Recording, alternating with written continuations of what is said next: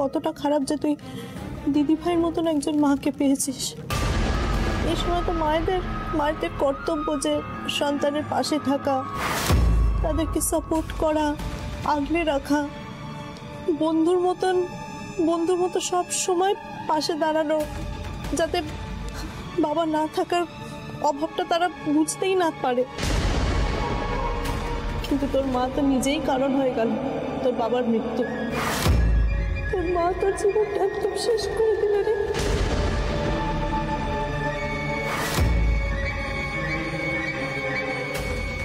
আমি মাকে কোনোদিনও ক্ষমা করতে পারবো না। আমি একদম ঠিক করেছে মাকে বকে।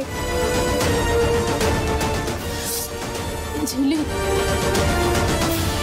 আর মন খারাপ করিস না বাবা। কি করবি বল, তোর মাটাই এরকম।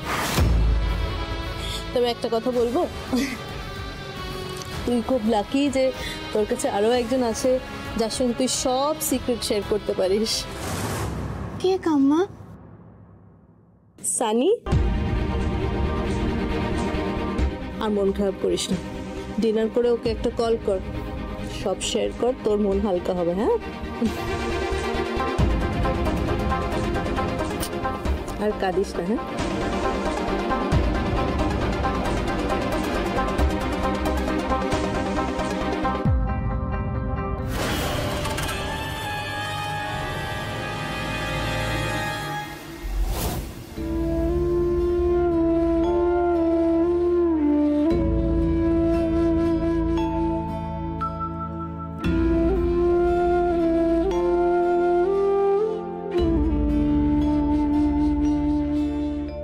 লোকে বলে যে এক ডাব থেকে যদি দুজন খায় তাহলে ভালোবাসা নাকি বাড়ে।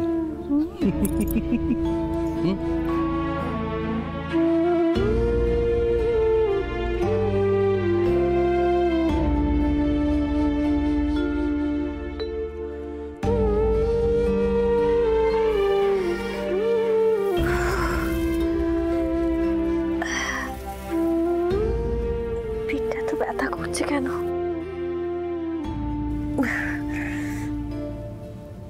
বুঝেছি, সকাল থেকে কিছু খাওয়া হয়নি, সেই জন্য হয়তো পেটটা কামড়াচ্ছে।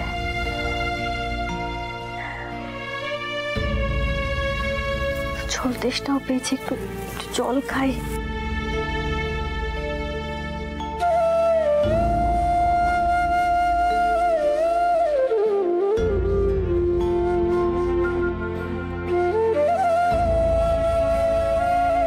আজ তো একাদশী, আজকে সারাদিন নির্জলা উপোস থাকতে হবে। হে জগন্নাথ দেবী, আমি কি